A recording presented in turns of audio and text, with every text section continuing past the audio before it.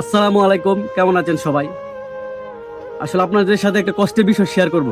বিষয়টা হলো, সকাল সকাল গেছিলাম আপনার ব্যাংকে। তো টুকটাক কিছু টাকা জমা দিছি, কিছু মালটাল কিনবো সেজন্য। ওই জমা দেওয়ার সময় ব্যাংকে দেখে যে আমাকে একটা জাল নোট, কে ভদ্র ভাই এই জাল নোটটা আমাকে ধরায় দিছে। জাল নোট হচ্ছে পুরান, মানে বুঝছেন, এটা হচ্ছে মানুষের হাতের ঘষায় পুরাতন হয়ে গেছে। মানে এরকম এটা বোঝার কোনো ভাও নাই যে আপনার এটা যে জাল নোট। আর আমি বুঝতে পারি নাই কারণ সবাইকে আমি বিশ্বাস করি।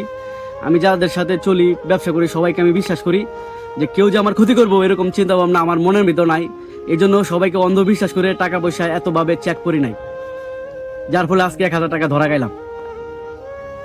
আর কারো ক্ষতি আমি করি না, বিশেষ করে নিজে লস নিয়ে সবসময় চলে আসি। বেশিরভাগ নিজে লস নিয়ে চলে আসে, অন্য কাউকে লস দেই না। আর সবার সাথে সুসম্পর্ক।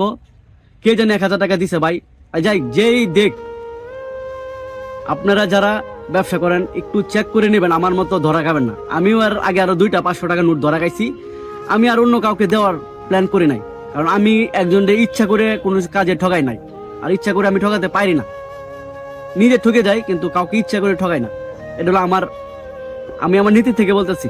এই যে 1,000 টাকা দেখছেন, এই যে 1,000 টাকা, এটাও আমাকে দিছে। আমি চাইলে চালাইতে পারতাম, কিন্তু আমি ভাবছি এই 1,000 টাকার জন্য আমি বেমানি করবো না, অন্য কাউকে ঠকাবো না। এ লাগে নিজের কাছেই নিয়ে পড়ছি। তো আজকে এটা কি করবো, আমি সিরিয়ালামো এটা কাউকে আমি ঠকছি, আমার কাছে থাক, অন্য কাউকে ঠকায় লাভ না। এটা হইতে পারে একজন খুবই গরিব মানুষের কাছে যাইতে পারে, যার 1,000 টাকা 1,00,000 টাকার মূল্য, তার কাছে এই টাকাটা যাইতে পারে। অবশ্যই যাইতে পারে, টাকা যেহেতু এক হাত থেকে অন্য হাতে যাইতে পারে। তাই আমি ঠকি, অন্য কাউকে ঠকায় লাভ নাই। তো যারা একটু মানুষকে ঠকাবেন, চিন্তা ভাবনা করে ঠকায়েন, বুঝছেন। আপনি আরেকজন ঠকাইতেছেন, অন্য দিক দিয়ে দেখবেন আপনিও আরেকজন আপনাকে ঠকাইতেছে। তাই ভালো থাকবেন সবাই।